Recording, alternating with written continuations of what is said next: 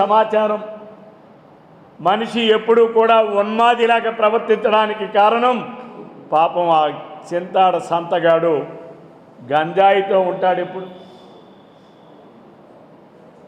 నిన్న మీరు మీడియా సోదరులందరూ కూడా అక్కడ ఉన్నటువంటి వాళ్ళందరూ చూస్తే,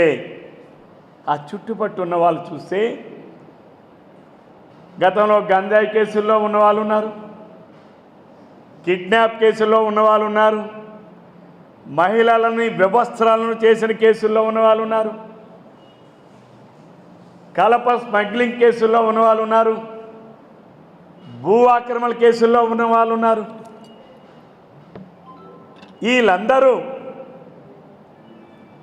ఈ ఇన్ఛార్జ్ అని చెప్పుకుంటున్నటువంటి వ్యక్తి కూడా గంజాయి మత్తులో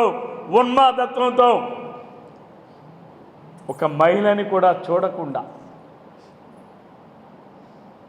ఈరోజు తన ఉద్యోగ విధుల్లో భాగంగా ఒక ఎస్ఐగా ఉద్యోగం నిర్వహిస్తున్నటువంటి బూర్జ నా నియోజకవర్గంలోనే బూర్జ మండలం ఎస్ఐగా విధులు పనిచేస్తున్నటువంటి నిన్న కార్యక్రమంలో విధులు నిర్వర్తిస్తున్నటువంటి ఒక మహిళా ఎస్ఐ మీద సభ్య సమాజం సిగ్గుపడే విధంగా అతి జుగుప్సాకరంగా ఈ చింతాడ సంతగాడు ప్రవర్తించినటువంటి తీరు చూస్తే ఇటువంటి వ్యక్తులు ఈ సమాజంలో ఉండడానికి అర్హత ఉందా అని చెప్పి నేను ప్రశ్నిస్తూ ఉన్నాను. రాజకీయ పార్టీల పేరు చెప్పుకొని రాజకీయ పార్టీల మాటున గంజాయి స్మగ్లింగ్లు చేసుకొని గంజాయి సేవించి గంజాయి మత్తులో ఉన్మాదుల్లా ప్రవర్తించి తన విధులు నిర్వర్తిస్తున్నటువంటి ఒక మహిళా ఎస్ఐ విధులకు ఆటంకం కలిగించడమే కాకుండా ఆ మహిళా ఎస్ఐని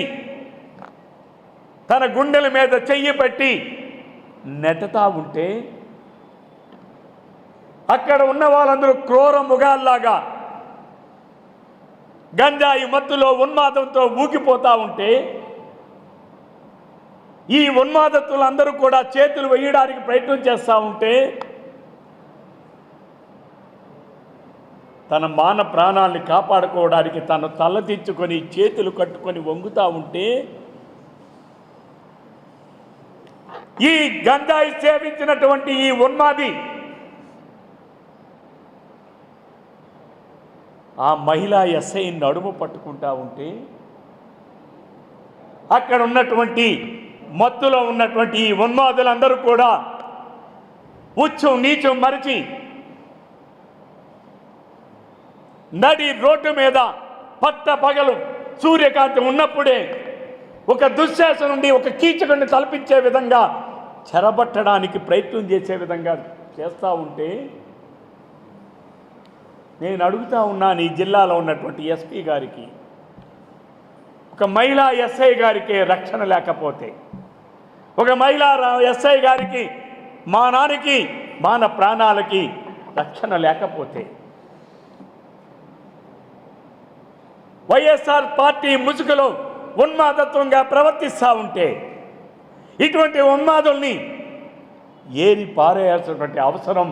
ఈ జిల్లా ఎస్పీ గారికి ఉంది అని చెప్పి ఈ సందర్భంగా తెలియజేస్తున్నాను. ఈరోజు